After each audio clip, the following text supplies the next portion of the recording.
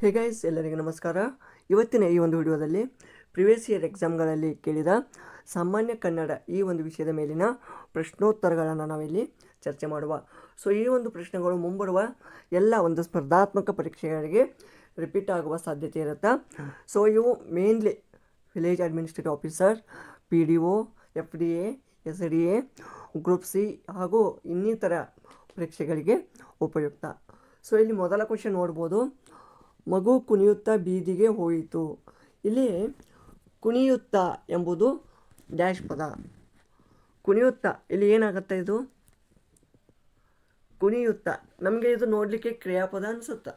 Okay, ಕ್ರಿಯಾಪದ ಅದ, but ಅದು ಪೂರ್ಣವಾಗಿಲ್ಲ.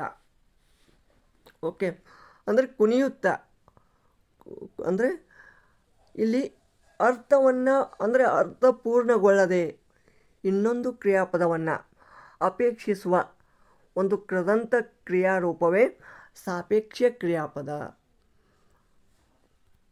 ಅಂದರೆ ಇಲ್ಲಿ ಕುಣಿಯುತ್ತಾ ಹೋಯಿತು. ನೋಡಿ ಮಗು ಕುಣಿಯುತ್ತಾ ಇಷ್ಟ ಅಂದಿದ್ರೆ ಅಲ್ಲಿ ವಾಕ್ಯ ಪೂರ್ಣ ಆಗ್ತಾ ಇದ್ದಿದ್ದಿಲ್ಲ. ಬಟ್ ಕುಣಿಯುತ್ತಾ ಏನು ಮಾಡ್ತು? ಬೀದಿಗೆ ಹೋಯಿತು. ಅಂದರೆ ಈ ಒಂದು ಕ್ರಿಯಾಪದದ ಅಪೇಕ್ಷೆ ಇತ್ತು ಇದಕ್ಕೆ. ಸೊ ಅದಕ್ಕೆ ಏನಂತೀವಿ? ಒಂದು ಕ್ರಿಯಾಪದದ ಅಪೇಕ್ಷೆ ಇದ್ದಲ್ಲಿ ಅದಕ್ಕೆ ಏನಂತೀವಿ? ಸಾಪೇಕ್ಷ ಕ್ರಿಯಾಪದ.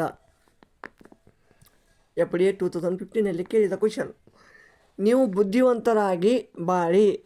ಇಲ್ಲಿ ಬುದ್ಧಿವಂತರಾಗಿ ಅನ್ನೋದು ಏನು? ಬುದ್ಧಿವಂತರಾಗಿ ಬಾಳಿ ಅಂದರೆ ಏನು?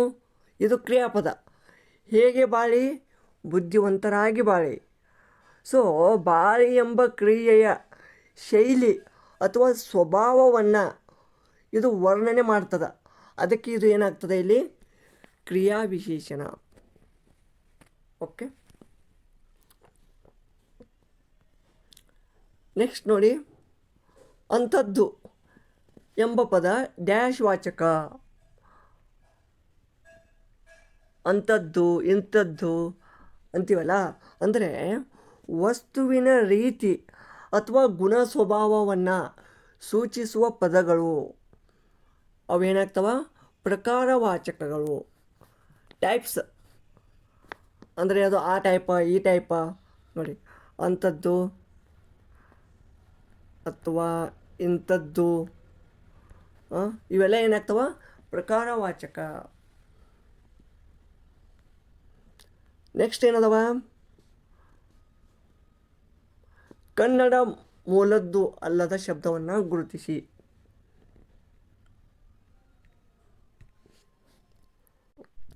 ಇಲ್ಲಿ 4 ಆಪ್ಷನ್ ಅದಾವ: ಮನೆ, ಹೊಲ, ಗದ್ದೆ, ನದಿ.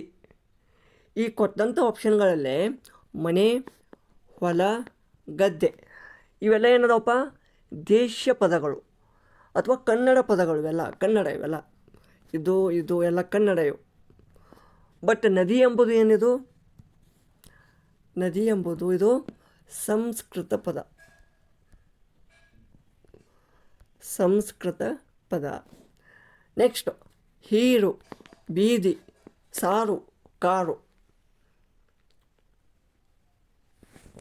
ಇದರಲ್ಲಿ ಯಾವುದು ಕನ್ನಡ ಮೂಲದ್ದು ಅಲ್ಲದ ಶಬ್ದ ಯಾವುದು ಹೇಳಿ? ಇದರಲ್ಲಿ ನಮ್ಗೆ ಯಾವುದು ಅನಿಸ್ಬೋದು? ನೋಡಿ, ಹೀರು, ಸಾರು, ಕಾರು. ಸೊ ಇಲ್ಲಿ ಕೊಟ್ಟಂಥ ಶಬ್ದ ಒಂದು ಆಪ್ಷನ್ಗಳಲ್ಲಿ ಬೀದಿ ಇದು ಕನ್ನಡ ಶಬ್ದ ಅಲ್ಲ. ಇದು ಬೀದಿ ಎಂಬುದು ಅನ್ಯ ದೇಶ ಅಂದರೆ ಪರ್ಷಿಯನ್ ಭಾಷೆಯಲ್ಲಿ ಬರ್ತದೆ. ಇದು ಮ್ಯಾಕ್ಸಿಮಮ್ ಜನ ಏನು ಮಾಡ್ತಾರೆ? ಕಾರು ಅಂದರೆ ಕಾರಲ್ಲ.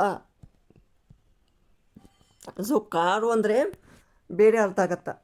ಓಕೆ, ಸೊ ಬೀದಿ ಇದು ಪರ್ಷಿಯನ್ ಬರುತ್ತೆ ಅಥವಾ ಉರ್ದು. ನೆಕ್ಸ್ಟ್ ನೋಡಿ, ಕದ, ಕಾಗದ, ಹೊಲಿ, ನೆಲ. ಸೊ ಇಲ್ಲಿ ಕಾಗದ ಅನ್ನೋದು ಅನ್ಯ ದೇಶೀಯ ಪದ. ಓಕೆ, ನೆಕ್ಸ್ಟ್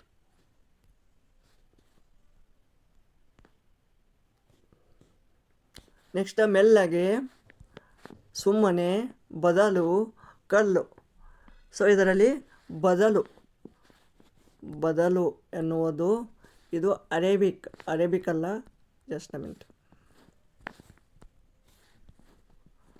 ಎಸ್, ಅರೇಬಿಕ್ ಅಥವಾ ಉರ್ದು ಶಬ್ದ ಆಗುತ್ತೆ ಇದು ಬದಲು.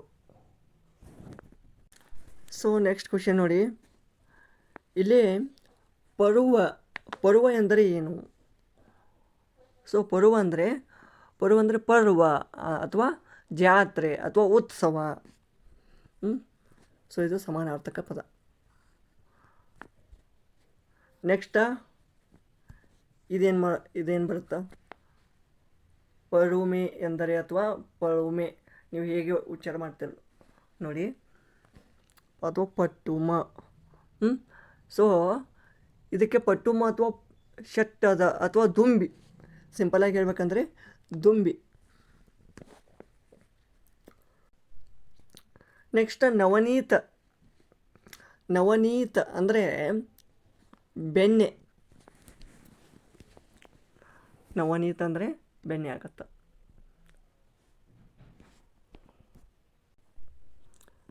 ಜಗಜಗಿಸು ಎಂದರೆ, ಸೊ ಜಗಜಗಿಸು ಅಂದರೆ ಪ್ರಕಾಶಿಸುವ ಅರ್ಥ ಆಗತ್ತೆ ಅಥವಾ ಹೊಳೆಯುವುದು.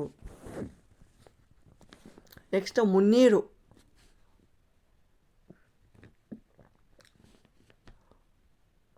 Very important. ಈ ಕ್ವಶನ್ ರಿಪೀಟ್ ಆಗುವ ಸಾಧ್ಯತೆ ಇರುತ್ತೆ. ಮುನ್ನೀರು ಅಂದರೆ ಕಡಲು ಅಥವಾ ಸಮುದ್ರ.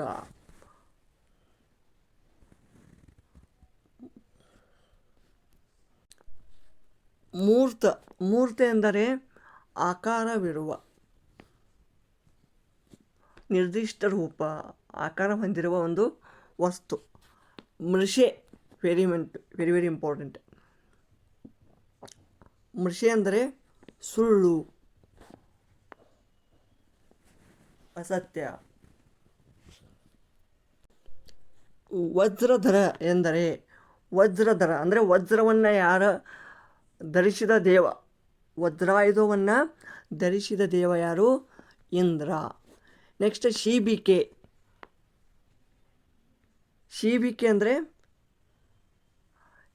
ಅಂದರೆ ಏನಾಗತ್ತಪ್ಪ? ಶೀಬಿಕೆ ಅಂದರೆ ಒಂದು ಮೇನೆ ಅಥವಾ ಪಲ್ಲಕ್ಕಿ. ಸೊ ಈ ಕೊಟ್ಟಂಥ ಆಪ್ಷನ್ಗಳಲ್ಲಿ ಏನಾಗ್ಬೋದು? ಚಟ್ಟ. ಪಲ್ಲಕ್ಕಿ ಅಂತ ಇಲ್ಲ, ಶೀಬಿಕೆ ಅಂದರೆ ಆ್ಯಕ್ಚುಲಿ ಪಲ್ಲಕ್ಕಿ ಆಗತ್ತಾ. ಸೊ ಈ ಕೊಟ್ಟಂಥ ಆಪ್ಷನ್ಗಳಲ್ಲಿ ಚಟ್ಟ ಇದು ಕರೆಕ್ಟ್ ಆನ್ಸರ್ ಆಗುತ್ತೆ. ನೆಕ್ಸ್ಟ್ ಇದರ ಒಂದು ವಿರುದ್ಧಾರ್ಥಿ ಪದ ರವ ಅಂದರೆ ಏನು? ರವ ಅಂದರೆ ಶಬ್ದ. ಓಕೆ, ಶಬ್ದ ಆಗತ್ತೆ. ಸೊ ಶಬ್ದದ ಒಂದು ಏನಪ್ಪ ಅಪೋಸಿಟ್ ಏನು? ನಿಶಬ್ದ. ಬಟ್ ಅದಕ್ಕೆ ನಾವು ಏನಂತೀವಿ ಕನ್ನಡ ಬೇರೆ ಈ ಒಂದು ಶಬ್ದದಲ್ಲಿ? ನೀರವ. ನೀರವ. ನೆಕ್ಸ್ಟ್ ಗಡತಿ ಗಯ್ಯಾಳಿ. ಗಡತಿ ಅಂದರೆ ಏನು? ಅಂದರೆ ಒಂದು ಟೈಪ್ ನಾವು ಇಂಗ್ಲೀಷಲ್ಲಿ ಏನು ಅನ್ಬೋದು? ಹೌಸ್ ವೈಫ್ ಅಂತ. ಓಕೆ, ಮನೆ ಮಠ ಅಂದರೆ ಜಸ್ಟ್ ಅವರಾಯಿತು, ಅವ್ರ ಮನೆ ಕೆಲಸ ಆಯಿತು ಅಷ್ಟೇ ಇರ್ತಾರೆ, ಅದಕ್ಕೆ ಗಡತಿ ಅಂತ ಅಂತೀವಿ. ಗಯ್ಯಾಳಿ ಅಂದರೆ ಏನಾಗುತ್ತೆ ಅಂದರೆ ಈಗ ಊರು ಉಸಾಬರಿ ಮಾಡ್ತಾರಲ್ಲ ಅವ್ರಿಗೆ ಹಿಂಗೆ ಗಯ್ಯಾಳಿ ಅಂತ ಬೇರೆ ಅಂತಾರೆ. ನೀವೇನು ಅನ್ಕೋತೀರ ನೋಡಿ. ಊರ್ಜಿತ